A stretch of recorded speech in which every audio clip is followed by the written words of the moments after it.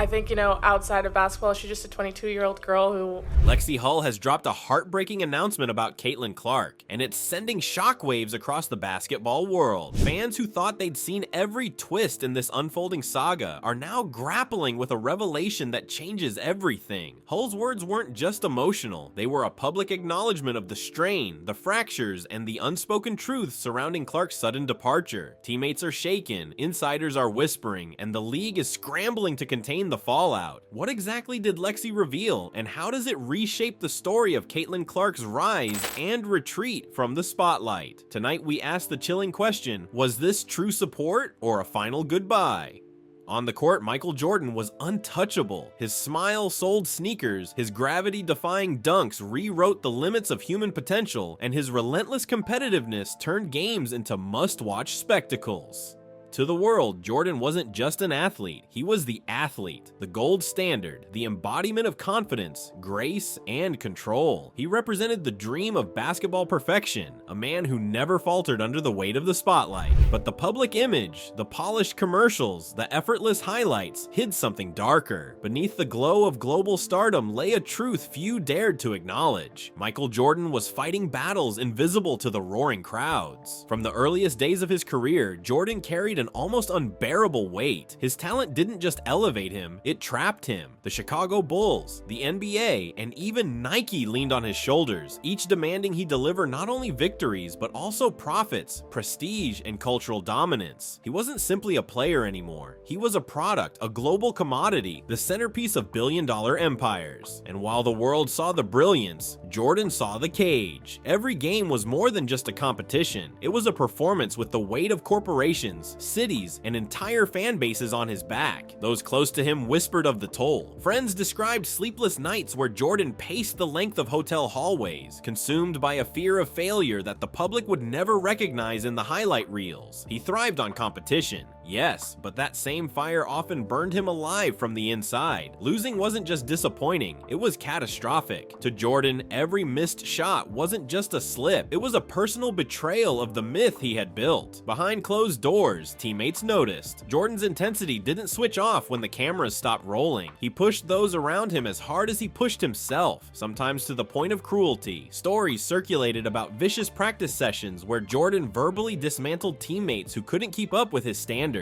To the outside world, this was leadership. To those inside, it often felt like survival. Privately, Jordan admitted that the fear of being ordinary haunted him more than any opponent on the court. He wasn't competing against Clyde Drexler, Magic Johnson, or even Larry Bird anymore. He was competing against his own legend, a ghost that grew larger every time he played. And that was the paradox. The smile that charmed millions was often a mask, carefully placed over exhaustion, anxiety, and self-imposed torment. Jordan's public identity was that of a man immune to pressure, a superstar who thrived in the biggest moments. But the reality was far more complex. He was adored for being humanly relatable, the boy from North Carolina who reached the mountaintop, yet he was expected to perform like a machine, flawless and untouchable. That contradiction carved deep scars into his psyche. The pressure didn't come only from within. Jordan's world was a constant storm of expectations. Endorsement deals piled up, each one requiring appearances, commercials, and photo shoots. Media scrutiny followed him everywhere, dissecting his every movement, every word, every expression. Even when he wasn't on the court, Jordan was still on stage. The man never truly had a moment of peace. Fame had elevated him beyond measure, but it had also erased the possibility of living like anyone else. And while fans saw a hero, Jordan's closest confidant saw something else entirely. A man suffocating under the myth he had built. The championships, the MVP trophies, the sneaker sales, they all came at a cost that could never be measured on a scoreboard. The truth was undeniable. Behind every championship ring and every triumphant smile, Michael Jordan was locked in a private war with himself. The question wasn't whether he would win, it was how long he could keep the battles hidden before they consumed him. For all his brilliance, Michael Jordan's life was not without scandal, and none loomed larger than his gambling. What began as a competitive outlet, another way to feed the fire that burned inside him, quickly spiraled into something darker, a shadow trailing his every move. On the hardwood, he was invincible, a man who turned pressure into fuel. But away from the court, the same hunger for competition led him down paths that raised questions no one wanted to ask about basketball's brightest star. Stories circulated of late-night poker games where the stakes climbed so high they made teammates nervous. Insiders described Jordan with his trademark intensity, staring down opponents across the felt just as he did on the hardwood, unwilling to lose even a single hand. There were tales of casino trips that stretched into the early morning, with Jordan wagering sums that would bankrupt ordinary men. But for him, it was never about money, it was about dominance, winning. The same drive that made him the greatest on the court turned gambling into an obsession off it, one he couldn't turn off, no matter how high the stakes became. The media eventually got wind of it, and suddenly, the spotless icon wasn't so spotless anymore. Headlines painted him not as the perfect role model, but as a man consumed by risky indulgence. Was Jordan's competitive nature now a liability? Had his need to win morphed into a dangerous addiction? Rumors swirled about debts owed, connections to shady associates, and involvement with figures the NBA would rather keep far from its golden child. Then came 1993, a year that changed everything. Jordan's father, James Jordan, was murdered under circumstances that remain clouded in speculation to this day. While authorities maintained it was a random act of violence, whispers suggested otherwise. Some dared to link the tragedy to Jordan's gambling, suggesting debts or dangerous associations may have caught up with him in the worst possible way.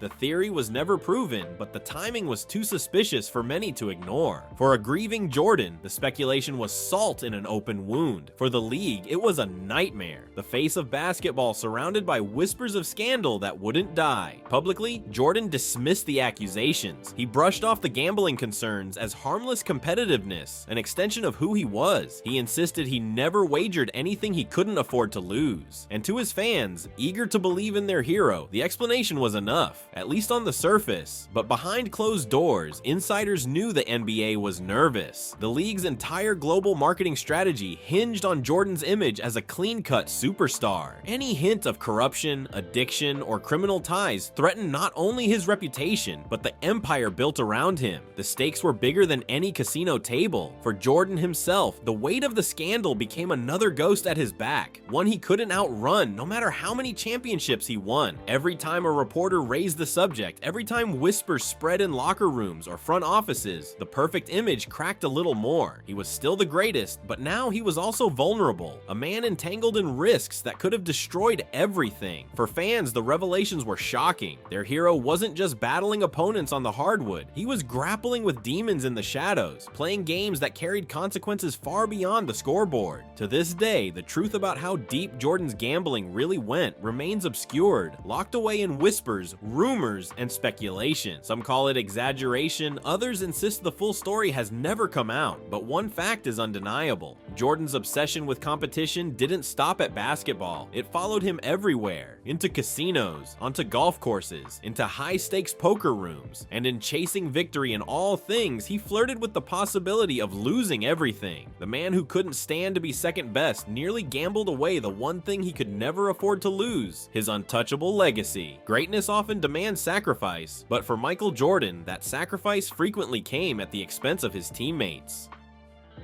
To the public, the Chicago Bulls dynasty looked like a brotherhood of warriors, bonded by trust and united under one cause, winning championships. The highlight reels painted a picture of camaraderie, Jordan soaring through the air, Scottie Pippen at his side, teammates celebrating as confetti rained down. It looked like a family, but behind the locker room doors, the reality was far uglier. Jordan's leadership style was ruthless. He demanded nothing less than perfection, but his methods for extracting it were brutal. He berated teammates when they fell short, mocking them relentlessly, tearing down their confidence until they either toughened up or broke completely. His practices weren't about building cohesion, they were tests of survival. Players described them as gauntlets, where Jordan weaponized his competitive spirit not only against opponents, but against his own team. He believed pressure forged diamonds, but in the process, he left many feeling more like casualties. The stories became legend, whispered in interviews and memoirs long after the dynasty had ended. Players spoke of of being humiliated in front of everyone, called out by Jordan for missed assignments, sloppy plays, or even perceived lack of toughness. He pushed them, sometimes until resentment replaced respect. For some, the privilege of playing alongside the greatest ever came with the cost of emotional bruises that never healed. One infamous moment cemented this truth: Jordan's physical altercation with Steve Kerr. In a practice session that grew heated, Jordan threw a punch, striking Kerr in the face. The incident shocked those who witnessed it, revealing just how volatile his competitive fire could become. Though both men later reconciled and even grew to respect one another, the punch became symbolic, a reminder that Jordan's leadership wasn't built on unity, but on dominance. He wasn't just a leader, he was a tyrant, ruling through fear as much as inspiration. And Kerr wasn't the only one. Other teammates quietly admitted that practices with Jordan were often more grueling than actual games. The court wasn't just a place of teamwork, it was a battlefield where Jordan dictated the terms. He broke spirits as often as he built champions. Players like Horace Grant and Will Perdue recalled the constant verbal lashings, the sense that Jordan's approval could never truly be earned. Even those who celebrated titles at his side often carried grudges, scars left by his relentless need to prove superiority in every moment. Yet paradoxically, his cruelty also forged results. Under his reign, the Bulls reached heights no one thought possible: 6 championships, global superstardom, and a place in history that will never be erased. The very methods that left teammates shaken also created a culture of uncompromising excellence. Jordan's wrath may have been unbearable, but the results were undeniable. Without it, some argue the Bulls might never have become the dynasty they were. But the contradiction lingers, unresolved. Was the price worth it? For the city of Chicago and for the history books, the answer is clear: yes. The parades, the trophies, the immortal highlights, they all validate his ruthless pursuit of victory. But for the men who endured his wrath day after day, the answer is far less certain. Some never forgave him, some never forgot the humiliation, the fear, the sense of being expendable tools in service of Jordan's legacy. Jordan's place as the greatest may be unshakable, but the truth of his methods leaves a bitter aftertaste. He wasn't simply chasing victory, he was willing to destroy brotherhoods, tear down friendships, and fracture team unity if it meant one more win. For fans, he will forever be the ultimate champion. For many teammates, however, he was something far more complicated. A genius of the game, yes, but also a tyrant who turned the dream of playing with greatness into a nightmare they had to survive. July 1993. The sports world stood still as devastating news broke. James Jordan, father of Michael Jordan, had been murdered. For fans, it was a shocking headline, the kind of story that seemed impossible to attach to a man at the height of his glory. But for Michael, it was more than tragedy. It was a wound that never healed. His father wasn't just a parent, he was the anchor in a storm of fame, the confidant who kept him grounded while the world placed him on a pedestal. Losing him wasn't simply losing family, it was losing the one voice Michael trusted above all others. The details of the crime only deepened the sense of horror. James Jordan was shot while sleeping in his car, his body dumped in a swamp in rural North Carolina. Days passed before he was identified. 2 teenagers were eventually arrested and convicted of the murder. But the story didn't sit easily. The circumstances felt oddly murky. Why would James Jordan be in such a vulnerable position? And why did the crime seem both senseless and deliberate? What should have been a straightforward tragedy quickly became something darker, something clouded by rumor and suspicion. Whispers began to spread, whispers that carried a sinister edge. They tied James Jordan's death not to random violence, but to Michael's own demons, his gambling. Michael had long been dogged by speculation about the extent of his betting habits, from high-stakes golf games to late-night poker sessions. To most, it was just part of his competitive nature. But after his father's murder, some began to ask a chilling question. Had those habits finally caught up to him? Was his father's death less a random act and more a message, delivered in blood?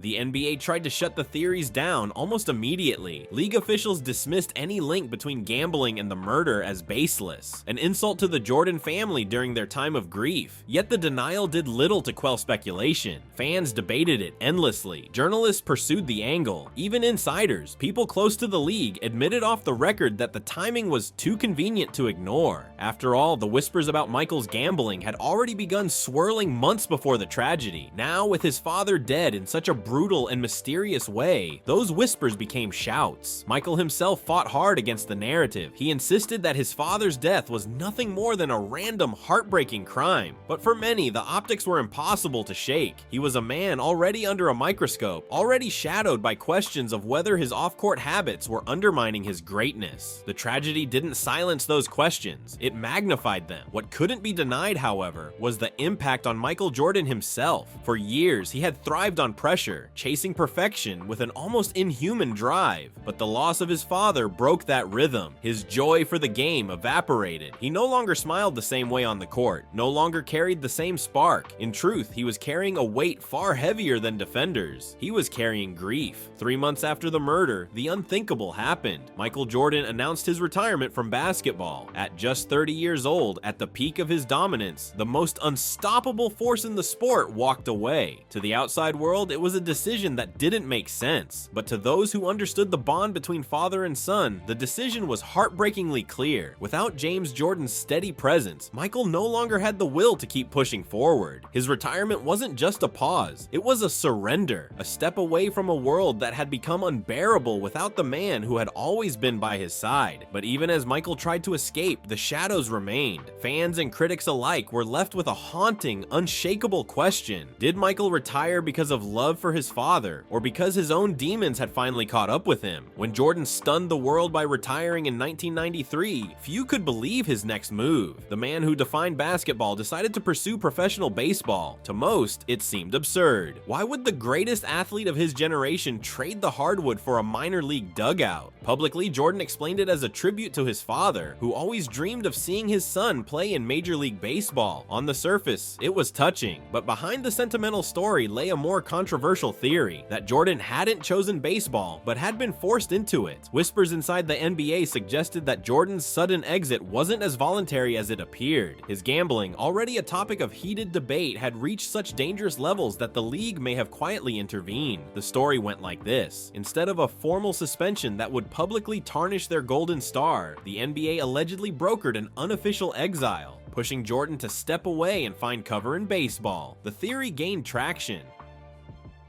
Why else would the most dominant athlete in the world abandon his throne at age 30 in the prime of his career? Why else would he endure the embarrassment of striking out in the minor leagues, struggling to prove himself in a sport he hadn't played seriously since high school? The official line always painted Jordan's baseball chapter as a noble experiment, a grieving son chasing his father's dream. But those who knew the league's politics saw something more. Baseball was cover, a convenient shield while the gambling storm cooled. Jordan never admitted this. He maintained his version of events, insisting it was all about honoring his father's legacy. But for fans, the baseball years remain a strange detour, a chapter that never quite fit into the legend. Was it passion or punishment? One thing was certain: Michael Jordan, the untouchable icon, had suddenly become a man running from something bigger than the game. March 1995. Two words rocked the sports world: I'm back. After nearly 2 years away, Michael Jordan announced his return to basketball, and in that moment, the NBA was saved. The league had suffered in his absence. Ratings dipped, attendance shrank, and the magic that Jordan brought had been sorely missed. His comeback wasn't just a sporting event, it was a cultural rebirth. In his first game back with the Bulls, wearing the number 45 instead of 23, Jordan reminded everyone that his shadow still loomed larger than anyone else's presence. But the return wasn't just about basketball. For Jordan, it was redemption. The whispers of gambling, the speculation about his exile, the humiliations of baseball. This was his chance to reclaim the throne. He knew the world was watching, waiting to see if the legend still had the fire, and he delivered. The Bulls, once struggling, surged with Jordan's presence. Though he stumbled at first, by the following season he had led Chicago to a 72-10 record, a feat never before seen in NBA history. The dynasty was reborn, and with it, Jordan silenced critics who doubted he could return to form. But beneath the celebration, another truth lingered. His return wasn't just about love for the game, it was also about power. The NBA needed him, advertisers needed him, the fans needed him. Jordan wasn't just saving his career, he was saving an entire industry built on his back.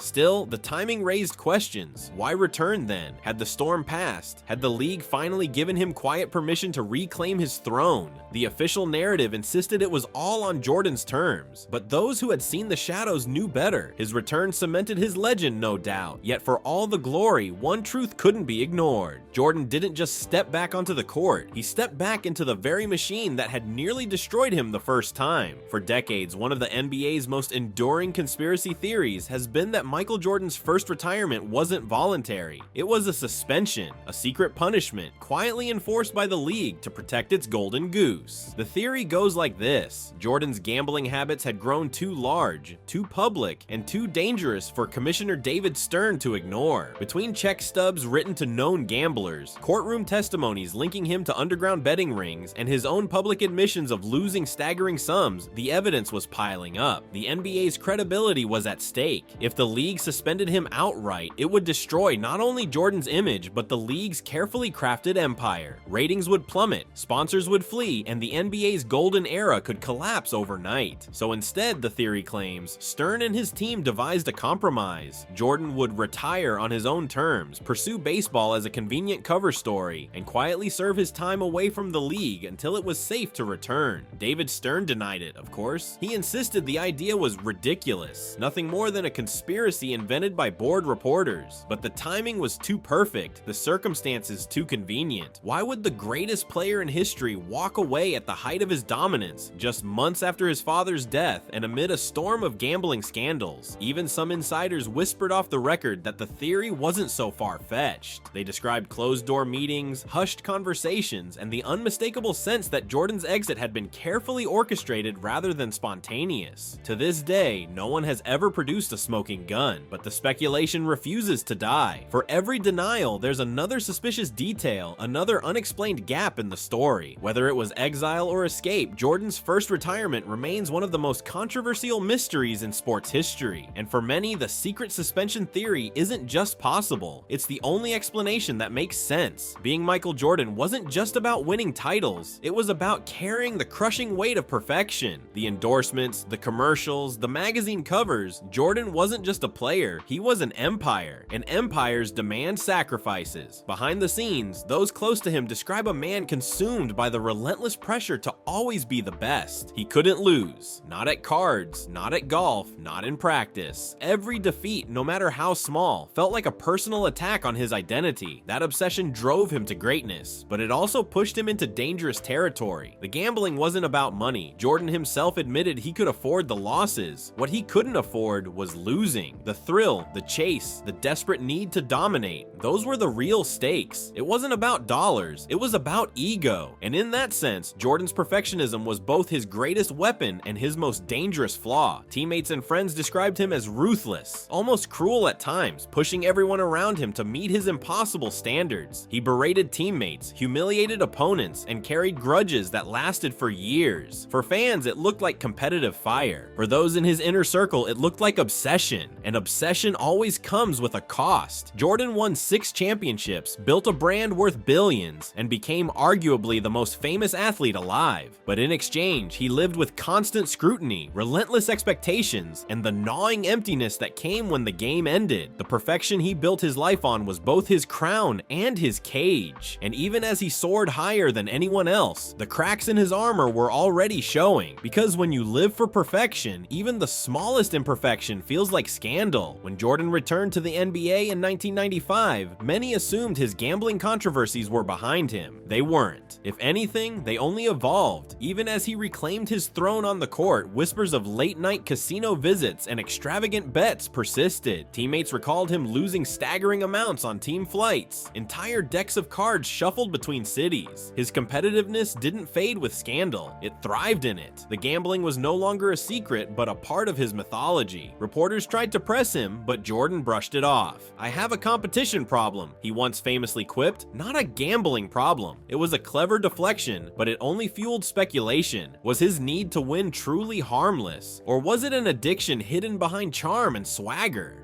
The truth was more complicated. Jordan had the wealth to absorb his losses. No casino debt could bankrupt him, but what gambling exposed was the hunger that never left. The need to dominate, to risk, to prove himself endlessly. It wasn't about money, it was about identity. Even after basketball, the pattern continued. Golf wagers with celebrities, casino sightings, private poker games. Jordan's appetite for high-stakes competition never dimmed. For fans, it was thrilling. For critics, it was proof that his demons never left him. And perhaps that's the real scandal, that the greatest athlete of all time wasn't just defined by his championships, but by the risks he took off the court. Risks that, even decades later, leave unanswered questions about how much he was willing to lose for the chance to win. Michael Jordan's story was never just about basketball. It was about power, myth, and the dangerous price of greatness. The scandals, the whispers, the endless speculation, they didn't destroy his legacy. They cemented it. For every gambling headline, there was a championship parade. For every rumor of suspension, there was a gravity-defying highlight that silenced the noise. Jordan didn't just survive scandal, he thrived in spite of it. And in doing so, he blurred the line between human and legend. The truth is, the gambling never defined him. The perfectionism never broke him. The conspiracies never trapped him.